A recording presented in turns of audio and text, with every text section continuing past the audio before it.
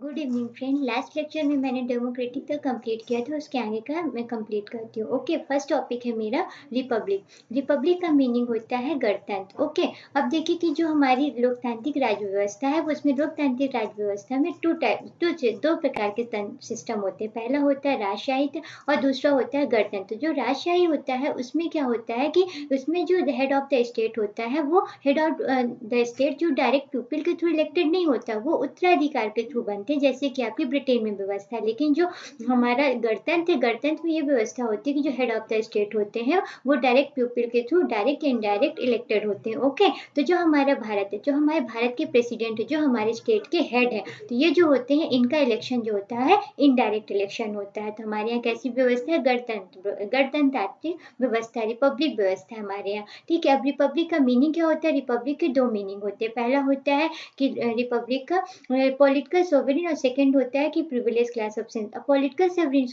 Sovereign का meaning होता है कि जो हमारी राजनीतिक संप्रभुता है, तो राजनीतिक संप्रभुता किसी एक विशेष वर्ग के हाथ में नहीं है, किसी एक राजा के हाथ में नहीं है, ये जनता के हाथ में। ओके, तो ये होता है हमारे पास, हमारे यहाँ कैसी है? Political sovereign. और दूसरा नंबर क्या है? प्रिविलेज और क्लास ऑप्शन, मतलब कि जो विशेषाधिकार प्राप्त वर्ग है उसका वो क्या है? अब्सेंस है, वो अनुपस्थित है। हमारे ये रिपब्लिक का मीनिंग होता है। तो जैसे हमारे देख ही रहे कि कोई भी सरकारी दफ्तर है तो सरकारी दफ्तर में जाने का सभी को अधिकार है, ऐसा नहीं कि किसी एक विशेष वर्ग को ही जाने का अधिकार है। तो ये है हमारे यहाँ का जो विशेषाधिकार प्राप्त वर्ग है उनको क्या है? वो ऑप्शंस है।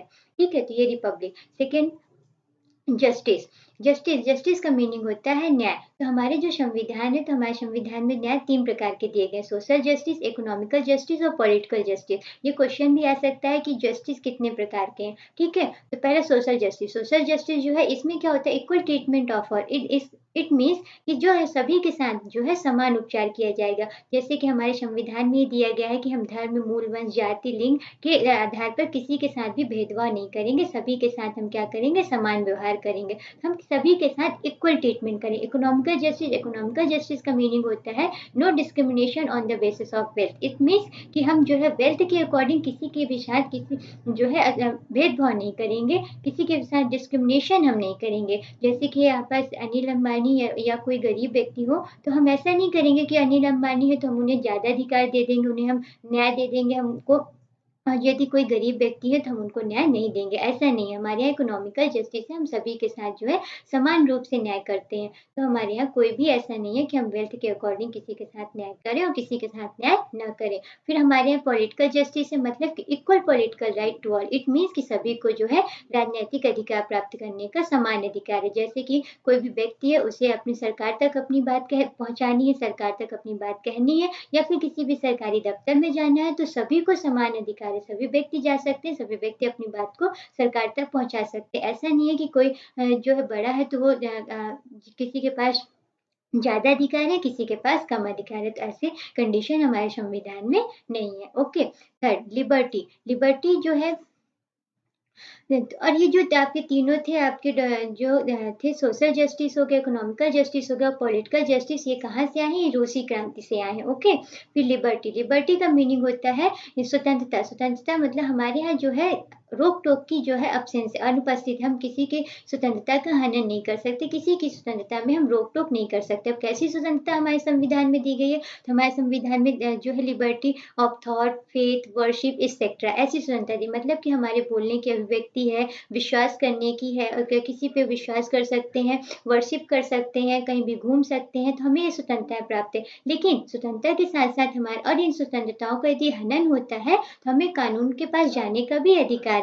बट इसमें भी एक कंडीशन है कि ये स्वतंत्रता भी जो है ये रिजनेबल रिस्ट्रिक्शन है। मतलब कि यहाँ पास जो स्वतंत्रता ऐसी नहीं दी गई है जिससे किसी का धर्म के, किसी की जाति के साथ कोई भी हम भेदभाव करें, या फिर हम अपने देश की सुरक्षा का हनन करें। तो ऐसी स्वतंत्रता भी हमको नहीं मिली है। किसी के अभिव्यक्ति को हम ठेस पहुंचाएं, ऐसी स्वतंत्रता भी हमको नहीं मिली है। ये जो है इसमें क्या है? रिस्ट्रिक्शन है। जैसे कि फॉर एग्जाम्पल के लिए आपको जो पेरूमल मुरुगन थे, ये तमिल के लेखक है, इनका उपन्यास जो था इनका उपन्यास था मतरूप भागान, ये उपन्यास उन्होंने लिखा था। तो वहाँ पर जो जातियाँ थी उन्होंने बोला था कि ये जो हमारे ये जो है हमारी जो सम्मान को ठेस पहुँचाता है। बट उसके लिए अभी हाई कोर्ट का एक बहुत ही अच्छा निर्णय है। हाई कोर्ट ने बोला कि यदि किसी भी व्यक्ति को उस बुक को पढ़ने से यदि किसी भी व्यक्ति की हनन होता है, किसी की स्वतंत्रता का और किसी के सम्मान का हनन होता है, तो वो उस बुक को नहीं पढ़े। इससे हम किसी की अभिव्यक्ति को हम रोक नहीं सकते हैं। तो ये जो हाई कोर्ट का निर्णय है, ये बहुत ही अच्छा निर्णय आया था। तो ये जो इससे हमें पता चलता है कि कानून जो है हमारी अभिव्यक्ति, हमारी स्वतंत्रता की क्या करता है, रक्षा करता है। बट रीजनेबल रिस्ट्रिक्शन, तो इसमें देखिए अभी एनडीटीवी पे रिस्ट्रिक्शन लगाया गया था, उस पे सेंसर लगाया गया था। तो वो इस बेसिस पे लगाया गया था कि जब यदि हमारी कोई भी राष्ट्र की सुरक्षा का हनन करेगा, तो उस पे हम क्या करेंगे, उस पे हम रिस्ट्रिक्शन लगाएंगे। तो इस केसेस पे उस पे रिस्ट्रिक्शन लगाएगा। तो यही तो लिबर्टी में हमें यही बताया गया है कि स्वतंत्रता तो आपको दी गई है, लेकिन उन स्वतंत्रताओं पे भी एक रिस्ट्रिक्शन है। यदि हमारी उसकी राष्ट्र की सुरक्षा या किसी की अभिव्यक्ति या जाति या धर्म का हम हनन करते हैं, ठेस पहुंचाते हैं तो। ओके, थर्ड मेरा टॉपिक है इक्वलिटी। इक्वलिटी का मीनिंग होता है कि absence of a special privilege to any section, मतलब कि समाज के किसी भी वर्ग में जो है विशेषाधिकार प्राप्त वर्ग का क्या है, एब्सेंस है, और सभी को समान अवसर पाने की स्वतंत्रता है। तो हमारे यहाँ इक्वलिटी जो है 3 टाइप्स की इक्वलिटी दी गई, citizen equality, political equality, economical equality. अब जो सिटीजन इक्वलिटी, तो सिटीजन इक्वलिटी मतलब कि हमारे जो नागरिक है उनको कहाँ कहाँ स्वतंत्र समानताएं दी गई। तो जैसे हमारे आर्टिकल 14 में क्या बोला गया कि कानून के समक्ष सभी क्या है, समान है। मतलब कानून के समक्ष जो है सभी के लॉ एंड ऑर्डर सभी पे समान रूप से लागू होगा। ऐसा नहीं होगा कि किसी पे लॉ एंड ऑर्डर जो है किसी पे कम लगेगा और किसी पे ज्यादा लगेगा। तो ऐसा नहीं है, तो कानून के समक्ष सभी समान है। फिर हमारे पास आर्टिकल 15 में बोला गया है कि धर्म, मूल वंश, जाति, लिंग और जन्म स्थान के आधार पर हम किसी के साथ भेदभाव नहीं कर सकते हैं। तो यहाँ पास हम की कोई भी जाति, कोई भी धर्म, कोई भी किसी भी मूल वंश का है, तो हम उसके साथ असमानता नहीं कर सकते, सभी क्या है, समान है। फिर आर्टिकल 16 में बोला गया है कि अवसरों की समानता, मतलब सभी को समान अवसर प्राप्त करने का अधिकार है। ऐसा नहीं कि कोई भी एक विशेषाधिकार प्राप्त करे उसे अवसर, वो उसको अवसर मिलने का अधिकार है और किसी को अवसर मिलने का अधिकार नहीं है। ओके, फिर आर्टिकल 17 में बोला गया कि अस्पृश्यता का अंत, मतलब कि अनटचेबिलिटी को जो है हम उसको क्या करेंगे, समाप्त करेंगे।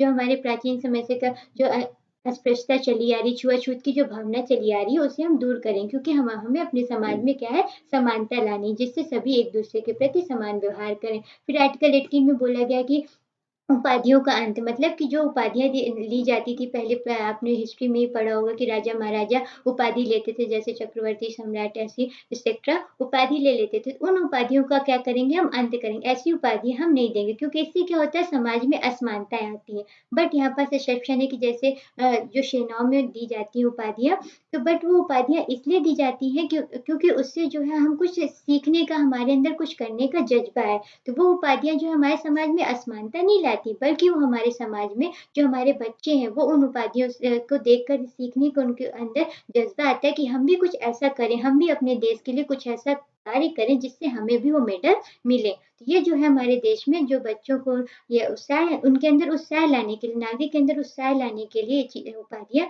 दी जाती है। तो इससे हमारे समाज में असमानता नहीं आती है। तो ये हमारी हो गई citizen equality. Okay, thank you. Next lecture में मैं आगे का एक्सप्लेन करूंगी।